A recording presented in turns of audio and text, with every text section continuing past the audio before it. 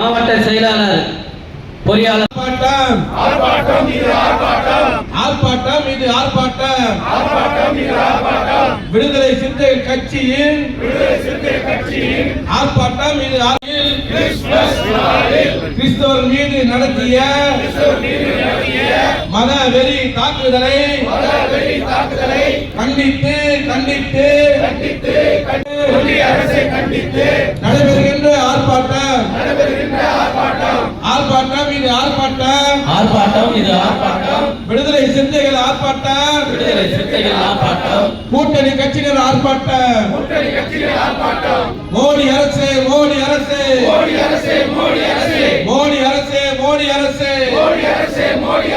கிறிஸ்தவர் மீது நடத்தப்படும்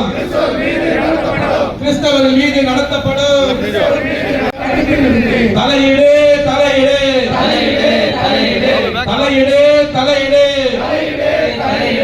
ஐநா மன்றமே தலையீடு ஐநா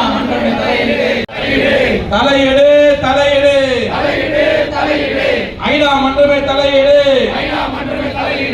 இந்தியாவில் கிறிஸ்தவர்கள் தாக்குதல் நடத்தும் மத வெறி கும்பலை தடுத்து நிறுத்த பாஜக அரசு தடுத்து நிறுத்து ஊக்கப்படுத்தாதே சிறுபான்மை மக்கள் மீது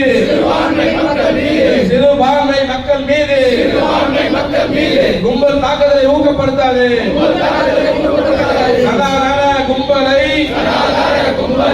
ஊக்கப்படுத்தாதே கைது செய் கிறிஸ்தவர் மீது தாக்குதல் நடத்திய ஆர்எஸ்எஸ் பயங்கரவாதிகளை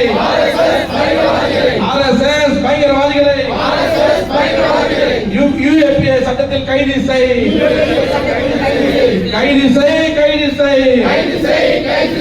ஒன்றிய அரசு மோடி அரசு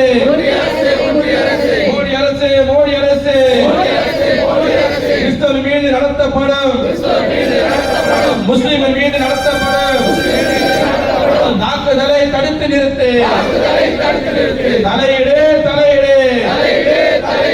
ஐநா மன்றமே தலையீடு வீர வணக்கம்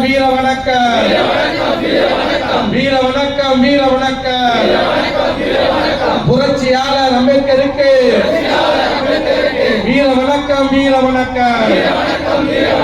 தந்தை பெரியாருக்கு காமராஜருக்கு வீர வணக்கம் பெருந்தலைவர் காமராஜருக்கு விடுதலை சிறுத்தைகள் கட்சி தாம்பரம் மாநகர் தெற்கு மாவட்டத்தின் சார்பாக இந்த மாபெரும் கண்டன ஆர்ப்பாட்டம் நடைபெறுகிறது.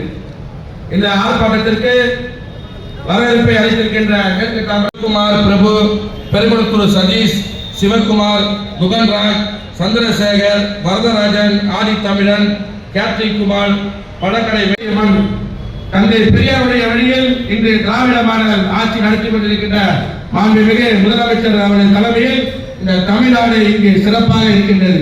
ஆனால் உத்தரப்பிரதேசம், பீகார் போன்ற மாநிலங்கள் எல்லாம் கடந்த 25ஆம் ஆண்டு கிறிஸ்து பிறப்பு உலகத்துல எல்லா மக்களையும் ரட்சிக்க ஆண்டவர் இயேசு பிறந்தார். உலக இந்த மதம் அந்த மதம் கிடையாது. கடவுள் பிறந்ததற்கு மாநிலனாய் உலகத்தில் அனைத்து மக்களும் என்னுடைய மக்கள் சந்தோஷம் சமாதானமும் நீடி ஆயுளாக வாழ வேண்டும் என்று அந்த நோக்கோடு பிறந்த இயேசு பிரான் அவருடைய பிறந்த நாள் உலக 200 நாள்ல உலகத்தில் கொண்டாடுறோம். உலகத்திலே அதிக நாடுகளில் கொண்டாடுகின்ற பிறந்த நாள் யார் என்று சொன்னால் அது இயேசு பிரான் பிறந்த நாள் தான். அப்படி உலக நாடுகளே 200க்கும் அதிகமான நாடுகள் கொண்டாடுகின்ற உலக நாடுகளுடைய பிறந்த நாள் இயேசு பிரான் பிறந்த நாள். அவருடைய பிறந்த நாளில் கேவலமான ஒரு பாஜக அரசு இப்படி 700க்கும் மேற்பட்ட இடங்களில் ஒரு மதவெறி கும்பல் தாக்குதலை நடந்தேறியுள்ளது. இதை நாங்கள் கண்டிக்கின்றோம். இந்த தாக்குதல் நடத்திய ஒன்றிய பாஜக அரசை கண்டிக்கின்றோம். இதை கண்டித்து இப்போது நம்முடைய கூட்டணி கட்சியின் தலைவர்களும் நம்முடைய ஆய பெருமக்களும் பேச இருக்கின்றார்கள். முதலாவதாக நீங்க தான் பேசணும். முதலாவதாக நம்முடைய ஆயர் ஒரு ஆயர் கண்டன ஆர்ப்பாட்டத்தை என்ற உணர்வின் அடிப்படையிலே நாம் அனைவரும் ஒன்று கூடியிருக்கிறோம். இங்கே மதங்களை கடந்து நாம் அனைவரும் மனிதர்கள், மனித நேயத்தோடு வாழ்கிறோம் என்கின்ற சித்தாந்தத்தில் அடிப்படையில் மனிதர்கள் பிரிந்திருந்தார்கள். இயேசு பிறந்த பகுதி இவ்வேறு குழுக்களாக மக்கள் பிரிந்திருந்தார்கள். சதிசேயர், பரிசேயர், எஸ்னேயர், செலத்தேர் என்கிற 7 பாரதிய ஜனதா ஆளுகிற வட மாநிலங்களில் கிறிஸ்தவ ஆலயங்களை தாக்கிக் கொண்டிருக்கக்கூடிய பிஜேபி சங்கி, அதற்கு தலைமையேற்று நடத்தி கொண்டிருக்கக்கூடிய ஒன்றிய பாஜக அரசை கண்டித்து விடுதலை சிறுத்தைகள் கட்சியின் சார்பாக அனைத்து உயிர்களும் இருக்கிறது என்று நடக்கக்கூடிய ஒரு உரிமை போராட்டம். இந்த நாடு ஒரு செக்குலர் மறுமலர்ச்சி திமுகவின் அண்ணன் படப்பை செல்வம், துரை மணிவண்ணன், கே சூரையா, அண்ணன் முகவை சொக்கலிங்கம், அன்பு, ஷாஜகான், வெங்கடேசன் உள்ளிட்ட தோழர்கள் அனைவருக்கும் வணக்கம்.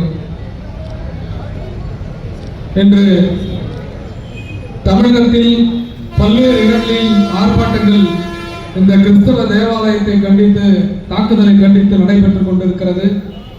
இந்த நாட்டினுடைய செகுலரிசம், பாதுகாப்பற்ற தன்மை உருவாக்கி கொண்டிருக்கிற நிலையில் ஒன்றிய அரசினுடைய இந்த போக்கை கண்டித்து இன்று கிறிஸ்தவ மக்கள் வெகுண்டிருந்து இந்த போராட்டத்தை, ஆர்ப்பாட்டத்தை துணை நின்று நடத்துகிறார்கள். உங்களோடு நாங்கள் இருக்கிறோம் என்று இங்கு இஸ்லாமிய பெருமக்களும், திராவிட கட்சிகளில் இருக்கக்கூடிய இந்து பெருமக்களும் அனைவரும் ஒருங்கிணைந்து ஒரு மனித சங்கிலியை போல இந்த நாட்டை நாங்கள் பாதுகாப்போம் என்ற ஒற்றுமை உணர்வோடு இங்கு அமர்ந்திருக்கிற காட்சி, தமிழகத்தில் நிலவுகிற இந்த நிலைமை இந்தியாவில் இருந்தால் விரைவில் இந்த RSS சக்திகளை இந்த நாட்டை விட்டு ஓட செய்கிற மிகப்பெரிய பெருங்கூட்டமாக இந்த கூட்டம் மாறும். உலகத்தில் அன்பை போதித்தவர் இயேசு பிரான் அவர்கள். கிறிஸ்துவத்திற்கு முன், கிறிஸ்துவத்துக்கு பின் என்று பேசுகிற வரலாறு. கல் தோன்றி மண் தோன்றா காலத்தை முன் தோன்றி மூத்த தமிழர்கள் தமிழ் என்று சொல்லுவார்கள். அப்படிப்பட்ட தமிழர்களின் பாரம்பரியம் போல இந்த உலகத்தில் 2 பாகமாக பிரிக்கிற பொழுது இறைவன் பிறந்ததற்கு முன்னால், பிறந்ததற்கு பின்னால் ஒரு கணக்கை ஆங்கில புத்தாண்டாக கொண்டாடப்பட்டு இந்த 2026ஆம் ஆண்டு தொடர்வதற்கு காத்து கொண்டிருக்கிற வேளையில் இன்று இந்தியாவில் இப்படிப்பட்ட கொடுமை நடக்கிறது. இயேசு கிறிஸ்து போதித்த பகைவர்களுக்கும் அன்பு காட்டுங்கள், சபிப்பவரையும் வாழ்த்துங்கள், உங்களை வெறுப்பவர்களுக்கும் நன்மை செய்யுங்கள் என்று சொல்லி இருக்கிறார்.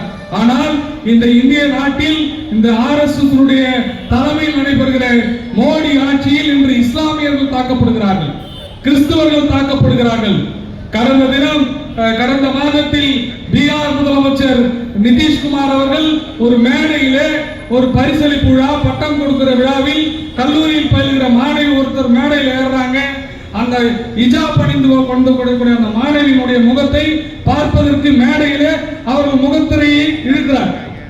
இது எவ்வளவு பெரிய ஒரு அவலமான செயல்! ஒரு முதலமைச்சர், பாதுகாப்புக்கான உறுதிமொழி ஏற்றுக்கொண்ட முதலமைச்சர் அவர்கள் மத நம்பிக்கையில் இருக்கக்கூடிய ஒரு பெண்மணியின் முகத்தை பார்ப்பதற்கு மேடையிலே அவர்கள் மதத்தை மீறிய ஒரு செயலை ஈடுபடுகிறார்கள். அதே போன்றுதான் உணவு என்பது, உடை என்பது, மொழி என்பது, கலாச்சாரம் என்பது நம் நாட்டின் பண்பாடு. இது ஒரே நாடு அல்ல, பல மாநிலங்கள், பல மொழிகள், பல கலாச்சாரங்கள், பல மதங்கள் இருக்கிற நாடு. எல்லோருக்கும் வித்தியாசமான உணவு வகைகள் இருக்கிறது, உடை இருக்கிறது, மொழி இருக்கிறது. ஆனால் மாட்டுக்கறி தின்றான் என்ற ஒரே காரணத்திற்காக அடித்து கொல்லப்படுகிற காட்சி இந்த இந்தியாவில் தான் நடக்கிறது.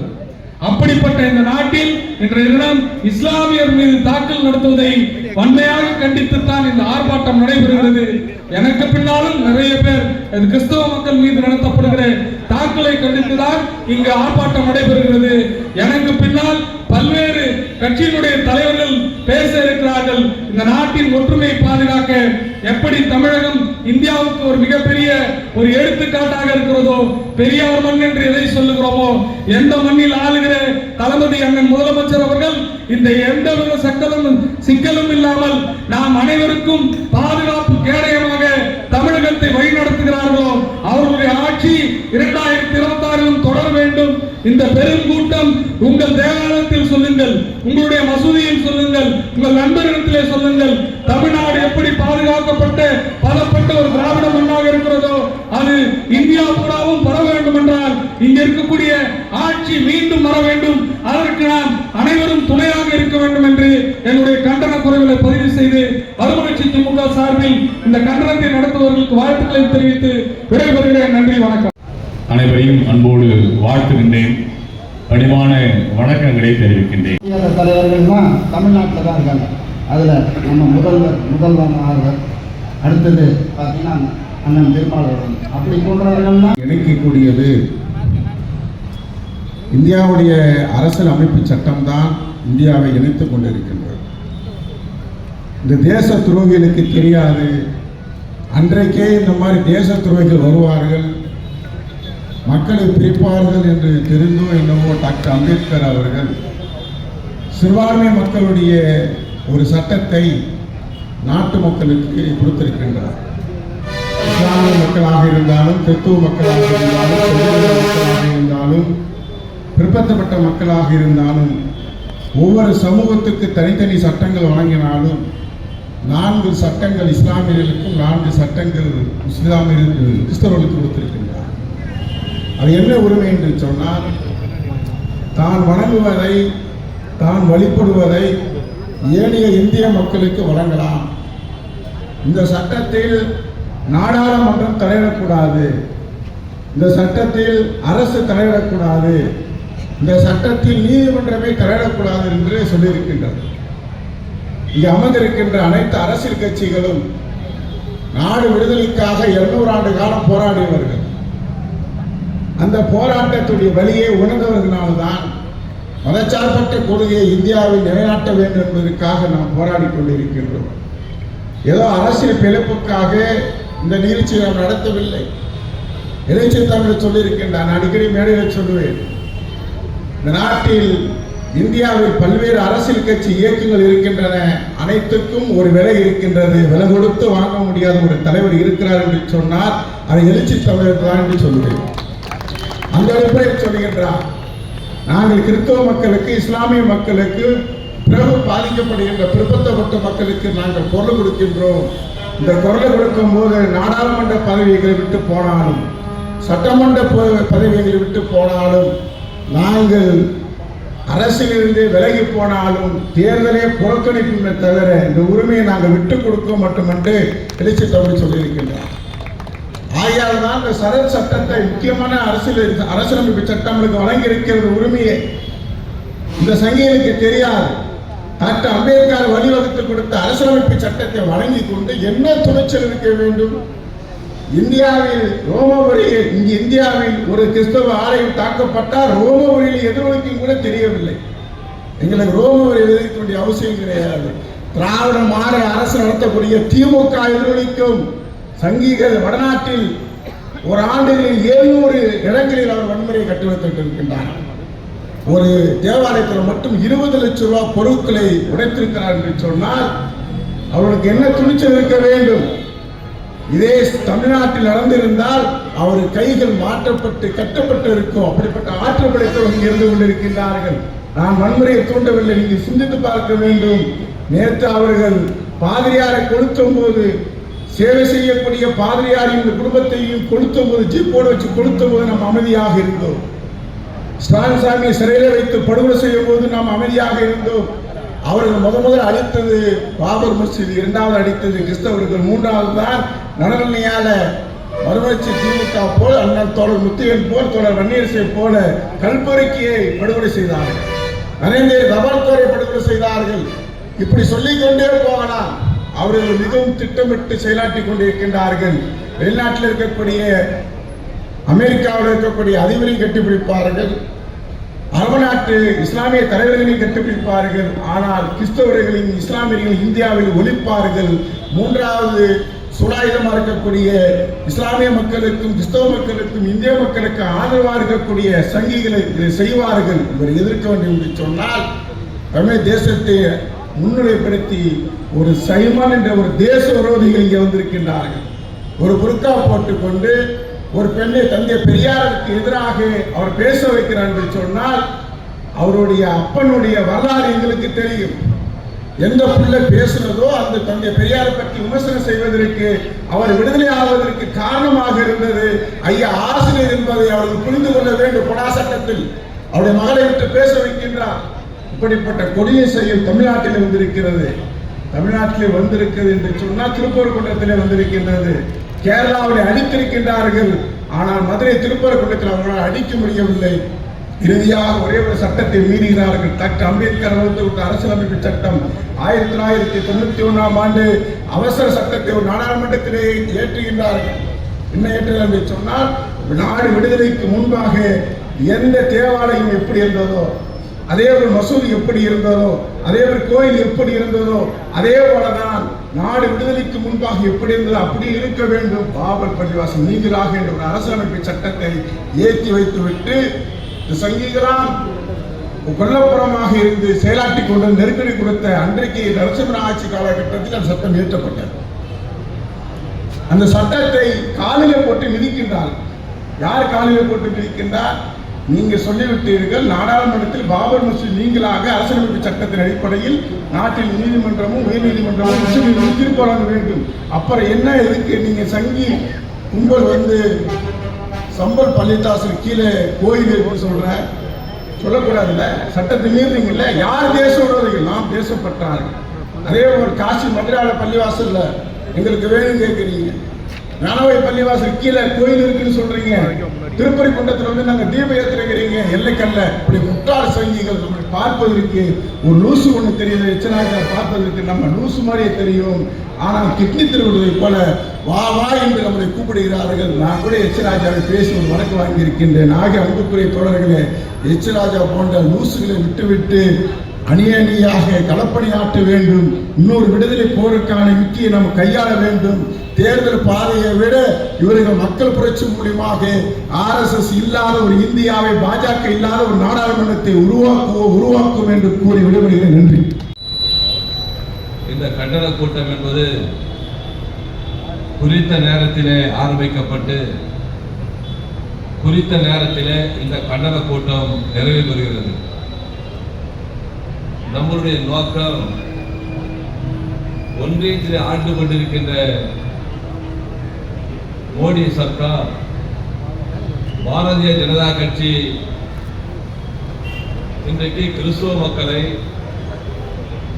முஸ்லிம் மக்களை, சிறுபான்மையினரை எப்படியெல்லாம் ஒடுக்கலாம், எப்படியெல்லாம் துன்புறுத்தலாம், அதன் மூலமாக எப்படியெல்லாம் வன்முறையை தூண்டிவிடலாம், அதன் மூலமாக இந்துக்களுடைய வாக்குகளை பெறலாம் என்று தொடர்ந்து அந்த இயக்கம் ஆரம்பிக்கப்பட்ட நாளிலிருந்து இன்று வரை அதை செய்து கொண்டிருக்கிறார்கள், செய்தும் கொண்டிருக்கிறார்கள்.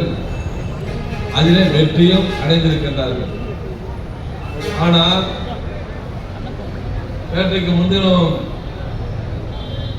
பாராளுமன்றத்திலே திரிணாமுல் காங்கிரசுடைய பெர்ரி என்ற ஒரு நாடாளுமன்ற உறுப்பினர் மோடிக்கு ஒரு சவால் விட்டிருக்கிறார். என்ன சவால் என்று சொன்னால்,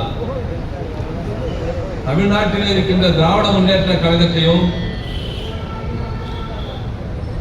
கேரளாவில் இருக்கின்ற அந்த இயக்கங்களும்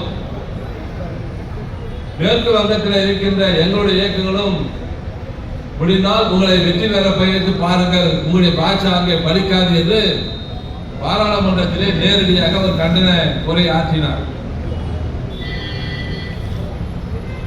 அவர்களுக்கு இப்ப என்ன பிரச்சனை என்று கேட்டால், நான் இந்த கூட்டத்திலே வருகின்ற பொழுது பொதுவாக நான் பேசி தயார் செய்து பேசி எனக்கு பழக்கமில்லை. என் மனதிலே பட்டதை நான் பேசிக்கொண்டே இருப்பேன். ஒரு முறை 1996 நான் சேர்மனான உடனே செம்பாக்கத்திலே ஒரு பாஸ்டர் இருந்தார். அவர் பேர் விக்டர் என்று. அவர் அந்த இப்பொழுது இறந்து விட்டார். மெயின் ரோட்டிலே அந்த சபை இருக்கிறது, உங்களுக்கு எல்லாம் தெரிந்திருக்கும் நினைக்கிறேன். அவர் முதலாக நான் சேர்மனான உடனே ரயில்வே கிரவுண்டில் மிகப்பெரிய கூட்டம். நான் கூட அந்த கூட்டத்தை எதிர்பார்க்கவில்லை. பேசுகின்ற போதே சொன்னார், நீங்கள் பேச வேண்டிய தலைப்பு இந்தியாவிலே எங்கெல்லாம் வன்முறை நடைபெறுகிறதோ அதை பற்றி பேசுகிறான்னு ஒரு வார்த்தை கேட்டார். நானும் பொறுப்புக்கு வந்துவிட்டு பேச தெரியாதுன்னு சொன்னாலும் தப்பா போயிடும், நானும் பேசுறேன்னு சொல்லிட்டேன். பேசுறேன்னு சொன்னே தவிர அதுக்காக நான் ஒன்றும் தயார் செய்து கொண்டு அங்கே செல்லவில்லை. காரணம், அவர்களுடைய நோக்கம் எனக்கு முன்பாக பேசிய போதகர் சொன்னது போல கிறிஸ்துவம் அமைதியாக இருக்க வேண்டும், அன்பை கொடுக்கும் என்பது அவருடைய கருத்து. ஆனால் எங்கெல்லாம் வன்முறை நடைபெறுகிறது இந்த நாட்டிலே என்று அசாமிலே ஆரம்பிக்கப்பட்டு அப்பொழுது பஞ்சாபிலே நடைபெற்றது, காஷ்மீரில் நடைபெற்றது, இப்படி உலகத்திலே பல்வேறுபட்ட அமைப்புகள் செய்ததெல்லாம் அங்கே சொன்னேன். அதே போல இதே இடத்துல மனிதநேய மக்கள் கட்சி என்று இப்ப இருக்கிற யாக்கூப் தலைமையில அப்பொழுது ஒரு கூட்டம் இதே இடத்துல அவர் தலைமையில யாரும் எனக்கு சரியாக ஞாபகம் இல்லை. அப்பொழுது நான் எதேச்சாக பேசும்போது அப்போ ஹைதர் அலி இவருடைய இந்த கழகத்தினுடைய இவருக்கு முன்பால் ஒரு பொது செயலாளராக இருந்தார். பேராசிரியருக்கு அடுத்து அவர் இருந்தார். அவர் இருக்கும்போது சில கருத்துக்களை நான் பதிவு வைக்கின்ற நேரத்தில் அதற்கு அவர்களே எனக்கு விளக்கம் சொல்லக்கூடிய அளவிற்கு நான் நாட்டு நடப்பை பேசுகின்ற போது சில கருத்து வேறுபாடுகள் அன்றைக்கு தோன்றியது. இதே இடத்திலே ஸ்டாண்டர்ட் மோட்டார் கம்பெனி மூடி இருந்த நேரத்தில் மறைந்த நாடாளுமன்ற உறுப்பினர் அண்ணன் பாண்டியன், இதே இடத்திலே பாண்டியன் கம்யூனிஸ்ட் கட்சியுடைய பாண்டியன் அவர்கள் இதே இடத்திலே அமர்ந்து தொடர்ந்து ஸ்டாண்டர்ட் மோட்டார் கம்பெனிக்காக சாகும் வரை உண்ணாவிரதம் என்று இருந்தார். அப்பொழுது நான் அந்த கூட்டத்திலே பேசினேன். பேசுகின்ற பொழுது அப்ப நான் சேர்மனா இருந்தான்னு எனக்கு ஞாபகம் இல்லை. சேர்மனா இல்லைன்னா கூட எம்எல்ஏ இல்லை, ஸ்டாண்டர்ட் மோட்டார் கம்பெனி மூடி எவ்வளவு காலமாகுது. அப்பொழுது நான் என்னுடைய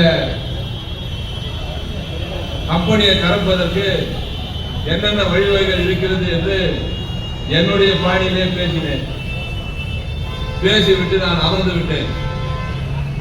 நான் ஆந்திராவில் இதே கம்பெனி இருந்தால் என்ன நிலைமை ஏற்பட்டிருக்கும், கடப்பாவில் இருந்தால் என்ன நிலைமை ஏற்பட்டிருக்கும், இங்கிருந்து 200 கிலோமீட்டர் தள்ளி நெல்லூரில் என்ன நிலைமை ஏற்பட்டிருக்கும் என்பதெல்லாம் சொல்லிவிட்டு நான் அமர்ந்தவுடன் அதுக்கப்புறம் அவர் பேசினார். இங்கே பேசிய என் பெயரை சொல்லிவிட்டு அவர் வன்முறையை தூக்குகிறார், அவர் பேச்சை கேட்டு நீங்கள் எதையும் செய்து விடாதீர்கள் என்று சொல்லக்கூடிய வகையில் அன்றைக்கு எங்களுடைய பேச்சுக்கள் இளம் வயதிலே அப்படி அமைந்திருந்தது. இப்பொழுது நாங்கள் எல்லாம் அப்படி பேச முடியுமா என்றால் கேள்விக்குறிதான். ஏனென்று சொன்னால் ஜெயலலிதா அவர்கள் தான் முதலாக பாபர் மசூதி இடிப்பதற்கு கரசேவைக்கு செங்கல் அனுப்பியது மட்டுமல்ல, வெளிப்படையாக ஆதரவு தெரிவித்த ஒரு இயக்கம் இருக்கிறது என்று சொன்னால் அது அதிமுக என்பதை தயவு செய்து யாரும் மறந்து விடாதீர்கள். அப்பொழுதும் திராவிட முன்னேற்ற கழகம் சிந்தாதிரிப்பேட்டையிலே நடைபெற்ற ஒரு பொதுக்கூட்டத்தில் தலைவர் கலைஞர் அவர்கள் பேசிய அந்த பேச்சு இப்பொழுதும் என் மனதுக்கு அப்படியே இருந்து கொண்டிருக்கிறது. அன்றைக்கும் எடுத்தோம். எப்பொழுது அந்த பாபர் மசூதி இடிக்கப்பட்டதோ, இடிக்கப்பட்ட அந்த நாளிலே வந்த தொலைக்காட்சி செய்தி என்னவென்றால், இதோடு பாரதிய ஜனதா கட்சிக்கு அழிவுதான் என்று அந்த தொலைக்காட்சி சொன்னது. 4 மாநிலங்கள் கலைக்கப்பட்டது. அதிலே 2 மாநிலங்கள் வெற்றி பெறவே இல்லை. காரணம், பொதுமக்கள் எந்த காலத்திலும் வன்முறைக்கு ஆதரவு தெரிவிப்பதில்லை. அவர்கள் எந்த மதமாக இருந்தாலும் சரி, அவர்கள் ஆதரவு தெரிவிப்பதில்லை. அதற்கு பின்னால் தான் சில வன்முறைகள் ஆங்காங்கே தூண்டப்பட்டது. ஏன் நாடாளுமன்றமே கூட தாக்கப்பட்டது. முதலிலே எதிர்த்தது யார், பின்னாலே எதிர்த்தவர்கள் யார் என்று நமக்கெல்லாம் தெரியும். ஆனால் இப்பொழுது மோடி அரசு எல்லாருக்கும் ஒரு கேள்விக்குறி. உண்மையிலே மக்கள் ஆதரவோடு வெற்றி பெறுகிறாரா அல்லது ஏதாவது தில்லுமுள்ளு செய்து அவர் வெற்றி பெறுகிறாரா என்பது ஒரு கேள்விக்குறி. அவர்களுக்கு எவ்வளவு தைரியம் இருந்தால் மகாத்மா காந்தியுடைய பெயரிலே வைத்திருக்கின்ற ஏழை எளிய மக்களுக்கு செய்யக்கூடிய அந்த திட்டத்திற்கு அந்த பெயரை மாற்றக்கூடிய அளவிற்கு அவர்களுக்கு தைரியம் வந்திருக்கிறது என்று சொன்னால் எதிர்கட்சியிலே இருப்பவர்கள் கொஞ்சம் படையளவாக இருக்கிறார்கள் என்று கருதுகிறார்கள். நான் கூட நிறைய வரலாறை படித்திருக்கிறேன், கேள்விப்பட்டிருக்கிறேன்.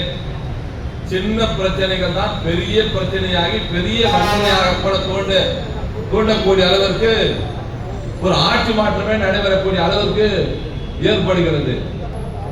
இப்பொழுது சொல்லுகிறோம், திராவிட முன்னேற்ற கழகத்துடைய தலைவர் தளபதி மு.க. ஸ்டாலின் அவர்கள் இங்கே மனிதநேய மக்கள் கட்சியுடைய யாக்கூப் அவர்கள் பேசுகின்ற போது சொன்னார், திருப்பரங்குன்றத்திலே நடைபெற்றதை அவர் கோடிட்டு தான் காட்டினார்.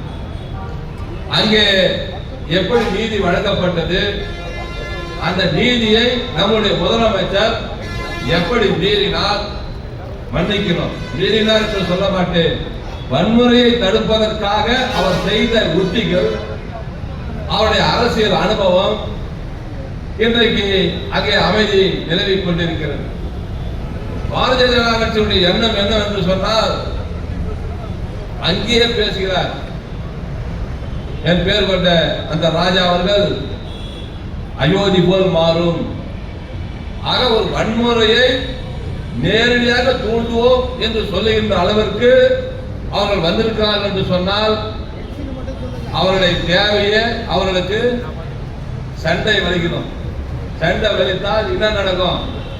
முஸ்லீமும் கிறிஸ்துவர்களும் ஒன்றாயிடுவாங்க, மற்ற ஜாதியெல்லாம் ஒன்றாயிடும், அவர்களை வெறுப்புணர்ச்சி வரும்.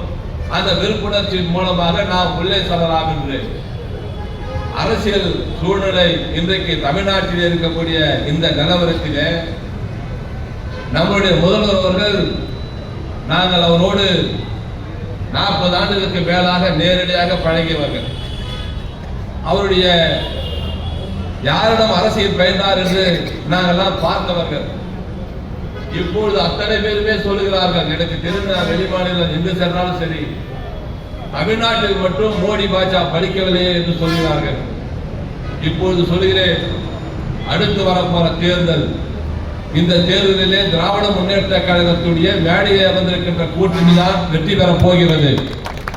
எங்களுக்கு எதிரி யார் என்று இன்னும் எங்களால் கணிக்க முடியவில்லை. மோடி வந்தாலும் சரி, அமித்ஷா வந்தாலும் சரி, எங்களுடைய எண்ணங்கள் என்னவென்று சொன்னால், நாடு அமைதியாக இருக்க வேண்டும். அது ஒன்றுதான் எங்களுடைய ஒரே குறிக்கோள். இன்றைக்கு இந்தியாவிலே மிகப்பெரிய வளர்ச்சி தமிழ்நாடு தான். பெரிய பொருளாதாரம் இந்தியாவுக்கு கொடுக்கக்கூடிய ஒரு மாநிலம் தமிழ்நாடு தான். வேலை வாய்ப்பை அதிகமாக இருக்கக்கூடிய மாநிலம் தமிழ்நாடு தான். நேற்றைக்கு பத்திரிகையில் ஒரு செய்தி வந்தது, 14% இந்தியாவிலே அதிக வீடு விற்பனையான மாநிலம் தமிழ்நாடு என்று நேற்றைக்கு செய்தி வந்தது. இன்னொன்று வந்திருக்கிறது, சென்ட்ரல் தான் பெரிய ரயில்வே ஸ்டேஷன், அடுத்து எக்மோர் தான் பெரிய ரயில்வே ஸ்டேஷன். இப்பொழுது 3வது முனைவாக தாம்பரம் வந்திருக்கிறது. வந்தது மட்டுமல்ல, 2 ரயில்வேக்கு மிஞ்சி 3வது அதிக பாப்புலேஷன் ஏற்றம் இறக்கம் உள்ள மிகப்பெரிய ரயில் நிலையமாக நம்முடைய 3வது முனைவாக இங்கே வந்திருக்கிறது என்று சொன்னால், அது திராவிட முன்னேற்ற கழக ஆட்சி கூட்டணி அரசியலை சேர்ந்து நாங்கள் கொண்டு வந்த வளர்ச்சி. இந்த வளர்ச்சியை தாம்பரம் மட்டும் என்று நினைக்காதீர்கள், தமிழ்நாடு முழுவதும் இந்த வளர்ச்சி ஏற்பட்டிருக்கிறது. தமிழ்நாடு முழுவதும் இவ்வளவு வளர்ந்திருக்கின்ற நாங்கள் வேற யாருக்கும் இந்த மாநிலத்தை கொடுக்க மாட்டோம். தொடர்ந்து நாங்கள் பணி செய்வோம். சிறுபான்மையினர் மக்களுக்கு திராவிட முன்னேற்ற கழகம் மட்டுமல்ல, அத்தனை இயக்கங்களும், தமிழ்நாட்டில் இருக்கின்ற அத்தனை இயக்கங்களும், ஒரு சிறு பிரச்சனை வந்தாலும் தளபதி மு.க. ஸ்டாலின் அவர்கள் இருக்கிறார் என்பதை மட்டும் சொல்லி இந்த கட்டண கூட்டத்தை வெகு விரைவில் ஏற்பாடு செய்து தம்பி சாமுவேல் இடத்திலே சொல்லும் போது, எங்கள் தலைவர் சொல்லிவிட்டார் 30ஆம் தேதி வைக்க வேண்டும் என்று. நான் சொன்னேன் சன்னூர் ரோடு வைக்கலாம்னு. அவர் இங்கே தான் வைக்கணும்னாரு. திருப்பி நான் சன்னூர் ரோடுன்னு, அவர் ஏதோ இங்கே வைக்கணும் ஒரு மொழி பண்ணாரு. இங்கே நம்ம கழகத்தவர் சொன்னது போல அம்பேத்கர் சிலை அருகில் அவர்கள் வைக்க வேண்டும் என்று முடிவெடுத்ததின் காரணமாக இந்த கண்டன கூட்டம் இங்கே நடைபெற்றுக் கொண்டிருக்கிறது. இந்த கண்டன கூட்டம் இதோடு முடிய போவதில்லை. இனிமேல் எங்கேயும் பிரச்சனை இல்லாத அளவிற்கு தமிழ்நாடு குரல் கொடுக்கும், திராவிட முன்னேற்ற கழகம் குரல் கொடுக்கும் என்பதை சொல்லி முடிக்கின்றேன். நன்றி, வணக்கம். இந்த திருப்பரங்குன்றத்திலே தீபம் ஏற்ற வேண்டும், அதை இன்றைக்கு நாங்கள் செய்கின்றோம் என்று வெட்கமே இல்லாமல் தாயோவான வழக்கை சொல்கிறார். அவர் படுகொலை செய்யப்பட்ட வழக்கை சொல்கிறார். மீது நடத்தப்படும் கும்பல் தாக்குதல் கடித்து நிறுத்து, தலையிடு தலையிடு, ஐநா மன்றமே தலையிடு, தலையிடு தலையிடு, ஐநா மன்றமே தலையிடு. இந்தியாவில் முஸ்லிம்கள் இவர்கள் மீது நடத்தப்படும் தாக்குதலை தடுத்து கைது செய் கைது செய் கைது செய் கைது செய் கைது செய் கைது செய்.